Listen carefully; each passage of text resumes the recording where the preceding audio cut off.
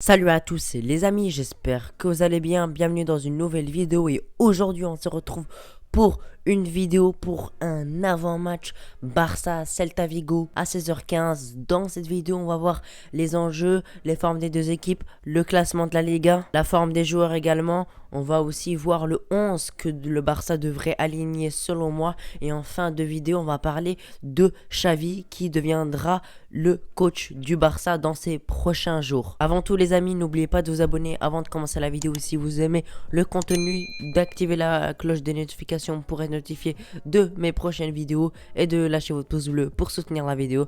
Allez les amis, perdons pas plus de temps, c'est parti.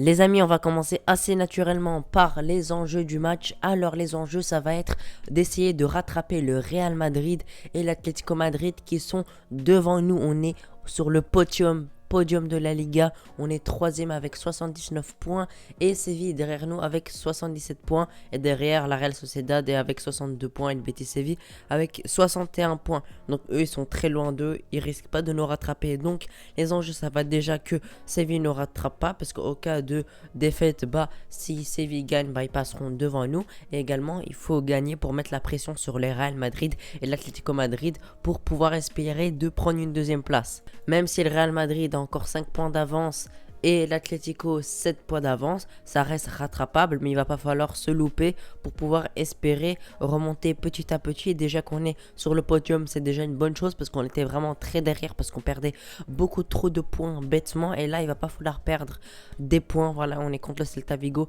ce n'est pas la meilleure équipe, mais ce n'est pas la plus mauvaise non plus. Le Celta Vigo est 8ème de la Liga avec 53 points, donc ils sont quasiment dans le ventre mou. Ils n'ont pas énormément de points, même si il faut quand même un bon début de saison je trouve, parce que voilà, ils sont devant l'Athletic Bilbao, Grenade, la Valence, Retafe, Levante. Ils sont tout derrière du Betis Séville et de la Real Sociedad, donc il ne faut pas un début de saison honteux. Il va falloir faire attention parce qu'on joue contre le Celta Vigo à l'extérieur chez eux. Ça va vraiment être compliqué parce que vous le savez bien, même dans les grandes époques du Barça, jouer à l'extérieur contre le Celta Vigo c'est vraiment très compliqué. Ils sont vraiment solides là-bas. Même le Real Madrid, l'Atlético Madrid ont quand même beaucoup de mal là-bas. Donc il va falloir rester concentré et faire un très bon match pour espérer une victoire. Nos derniers résultats face au Celta sont une défaite 2-1 au Camp Nou, une victoire 3-0 chez eux, 1-2-2 chez eux, une victoire 4-1 au Camp Nou et une défaite 2-0 chez eux. Donc on peut voir qu'au Camp Nou on gère assez bien, sauf le 2-1, mais la Liga était terminée, les joueurs avaient un moral vraiment très bas. Donc voilà, les joueurs étaient vraiment mauvais à ce moment-là parce que de toute façon la Liga était perdue. Mais on a bien vu que sinon au Camp Nou on gère assez bien. On a gagné 4-1 il y a quelques années et dans les derniers matchs également au Camp Nou. En tout cas, généralement, au Camp Nou, on gère assez bien les matchs contre le Celta Vigo. Mais là, c'est à l'extérieur et à l'extérieur, c'est beaucoup plus compliqué comme on a pu le voir. On a fait un 3-0 en début de saison dernière. Mais par contre, il y a eu une défaite 2-0 et un match nul 2-2. Donc ça, c'est vraiment pas une bonne chose. C'est une équipe qui lâche rien. Par exemple, lors du 2-2, c'était il y a 2 ans. On était en course à la Liga, c'était vraiment très serré. On gagnait 2-1 et sur un coup franc très beau de Iago Aspas, il a pu égaliser en fin de match, un très beau coup franc et ça nous a vraiment mis au parterre pour la Liga. Ça nous a vraiment rompu tous nos espoirs de gagner la Liga de la saison 2019-2020.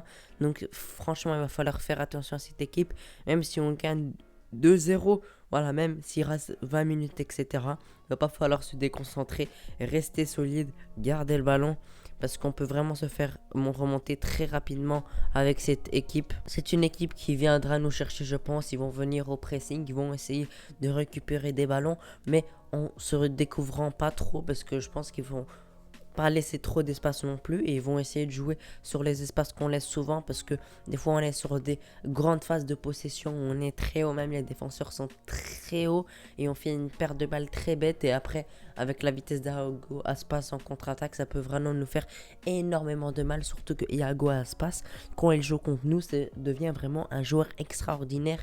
Il nous met vraiment énormément de buts, il nous fait vraiment énormément de mal. Donc il va falloir essayer de le stopper. Avant de passer à la composition, à mon 11 idéal, on va parler de Ousmane Dembélé qui a fait son grand retour contre le Dynamo Kiev, qui a fait une très bonne rentrée. Il a fait de très bonnes, voilà, un très bon début, retour de blessure, etc. Franchement, je croyais beaucoup en lui. Je me suis dit, il est de retour avec un nouveau coach. Peut-être que, voilà, il n'allait pas se blesser, qu'il n'allait pas se blesser longtemps. Mais il s'est blessé, voilà, hier ou aujourd'hui. Il s'est blessé 3 semaines. Il devrait être de retour pour la trêve. Je suis encore très déçu. Il n'a joué que 30 minutes. Et après, à l'entraînement, apparemment, il s'est blessé à l'entraînement. Ça, ce n'est pas sûr, mais en tout cas, il s'est blessé.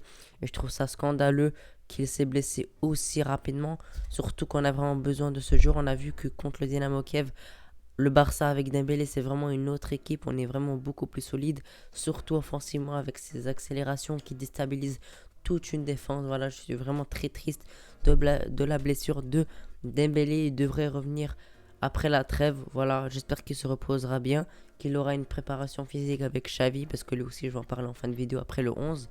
Donc, en tout cas, j'espère qu'il reviendra et que Xavi réussira à ne pas le faire blesser, qu'il garde une bonne condition physique, parce que là, il se blesse tout le temps et j'en peux plus. Maintenant, passons au 11. Alors, pour commencer, dans les cages, Marc-André Ter Stegen qui nous a fait un très bon match contre le Dynamo Kiev. Voilà, c'est aussi grâce à lui qu'on a gagné, parce que franchement on a vraiment évité plein de fois le 1-1, et si jamais on aurait sorti de ce match avec un match nul, ça aurait été vraiment une catastrophe et on serait vraiment en danger d'élimination dès les poules de Ligue des Champions. Donc Ter Stegen qui monte en puissance petit à petit. En défense, Eric Garcia, Clément Lenglet, voilà, franchement c'est la meilleure charnière qu'on pourrait avoir, puisque Araujo n'est pas encore à 100%. Il pourra rentrer, voilà, pourquoi pas, il pourrait rentrer pour jouer quelques minutes, pour être titulaire à l'avenir, parce qu'il revient de blessure. Il ne faut pas prendre de risques pour lui, parce qu'il est vraiment très important.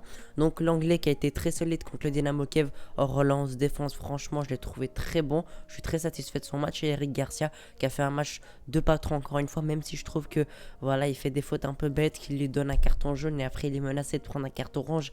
Et ça c'est mauvais, mais en tout cas la charnière centrale est parfaite selon moi. Pour les latéraux, il n'y a pas vraiment énormément de choix, c'est Jordi Alba et Oscar Mingueza. J'aurais bien mis Sergio Dest, mais puisqu'il est blessé, bah je mets Oscar Mingueza. Même voilà, dans les centres il est catastrophique.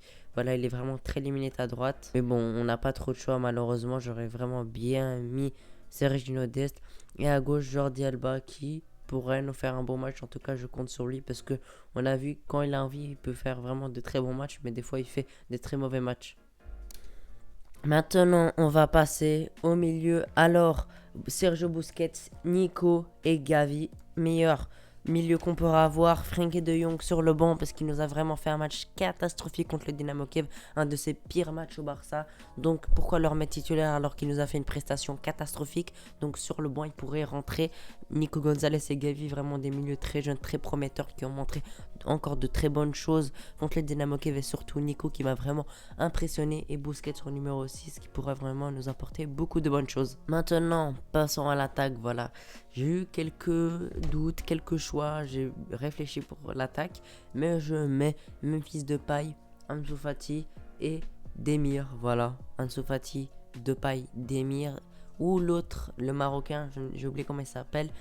Pourquoi pas mettre à la place de Demir, je ne sais pas. Les deux, ce sont des jeunes qui ont du potentiel. Donc si un des deux est titulaire, ça me va personnellement. Comme je l'ai dit, à gauche, Memphis Depay, et en numéro 9, Ansu Fati. Voilà, les deux permutent énormément.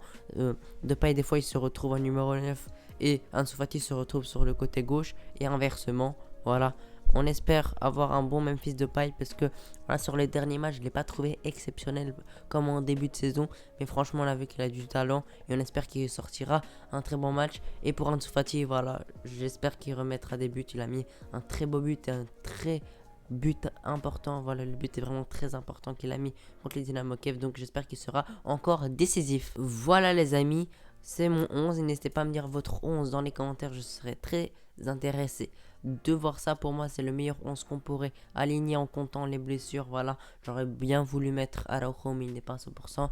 J'aurais bien voulu mettre Dembélé, mais il est blessé. Donc, bref. Maintenant, on va parler un peu de Xavi.